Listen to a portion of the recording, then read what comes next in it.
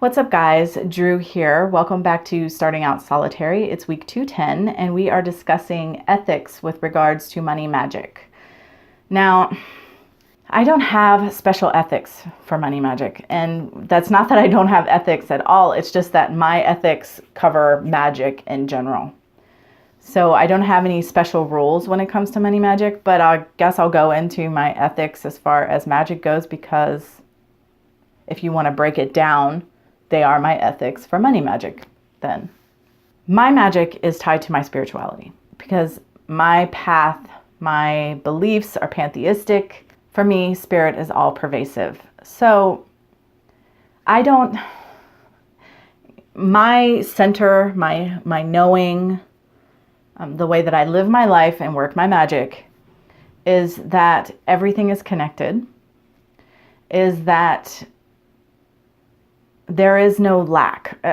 There is enough of whatever for every single person on the planet to have what they need and even what they want. Now, of course, it's distributed however it's distributed, but again, if we're taking this to a spiritual level, which is everything for me is run through that filter. If someone is poor and they're having a hard life and they have a really hard time when it comes to finances, from where I sit and from my beliefs, there's a lesson there. They need to learn something, or they have work to do to remove blocks or attitudes and ideas that keep them from obtaining their goals.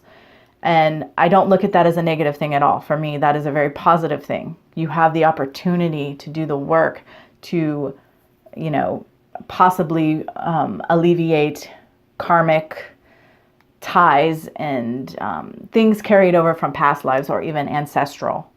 That's just my own personal belief. So anytime I go into working money magic, prosperity magic, I already know that what I need is out there and I don't have to steal it from somebody else. It doesn't work that way. In my mind, it's there and it is available to me. And I can, it doesn't have to be hurting someone for me to be prosperous at all. I also have this understanding with spirit that everything that I do is, my intention is for the highest good. I never set out with any intention to hurt someone. And even if something I do hurts someone somehow, especially if we're talking about on a spiritual, then I know there must have been a reason for that. Either for me to learn something, them to learn something. There is a meaning, there is a lesson, there is something to be gained from the situation, from probably everyone involved. So if I'm wanting to work some prosperity magic, money magic, for instance, I have a small business. So I may call money into my small business. I'm not looking for people to put themselves in the hole to buy from me. I'm looking for other people who are prosperous, who have money to spend and are interested in spending it on what I offer to send me money. It's an equal exchange. I'm never just looking to pull money out of thin air, really. Maybe a raise for my husband or, whatever it may be. I personally don't do spells where I'm just asking for money to fall into my lap. Not that I think that's wrong. I'm not saying that at all. Actually, my mother, after I got on my path, she was very open and interested in what it was I did. And I would sit down and help her make very simplistic spells. So one time she needed some money to cover a bill. It actually wasn't a whole lot of money that she needed, but she didn't have enough money that month to cover the bill. So we sat down and we took 4 quarters and we had words and we had, a candle and oils, and we did a very simple little spell to draw some money into the home. And she gets a check in the mail from her insurance company because they overbilled her, and it's a reimbursement. So technically she didn't pull that money out of thin air either, but she was just looking for money from anywhere to help her cover that. She would have taken it out of thin air. And I didn't see a problem with that, because it's not like you're not robbing a bank if you do a money draw spell. Now, if I did a prosperity or money draw spell and money came into my hands that seemed like it was a shady way of doing so, I might have a problem with that. That I think is actually a conundrum for me, because if Spirit brought it to me, I'd have to think long and hard about it and how I felt about it, because I do not believe that the laws of man are the laws of Spirit. I don't believe that the things that we care about as people and human beings mean the same thing on a spiritual level at all. At all. And so I think this idea of ethics with regards to money magic, prosperity magic, really is something that I don't have a lot of thought on. I certainly have thought on, maybe cursing or, doing things that are harmful to other people. I certainly have thought on even love spells, because you may be trying to take someone's free will away. But unless you're doing a spell so that the bank makes a clerical error and money from other people's accounts ends up in your account, if that's your specific spell, then yeah, that's messed up.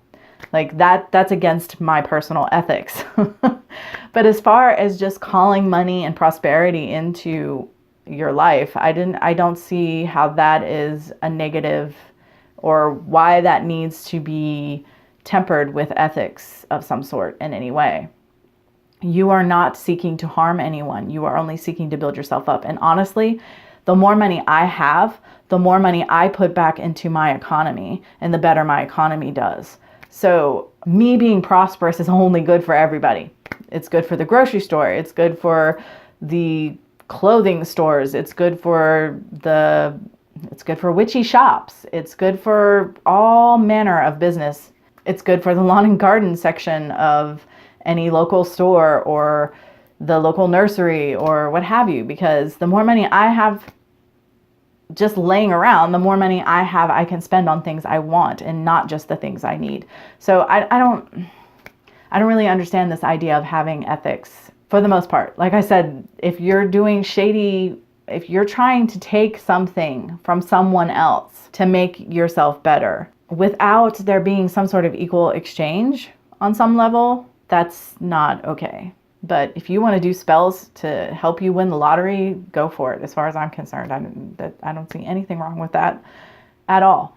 Manifest your best life. Just don't intentionally do it in a way that's harmful to other people, I guess, would be what I would want to say about that. I don't know.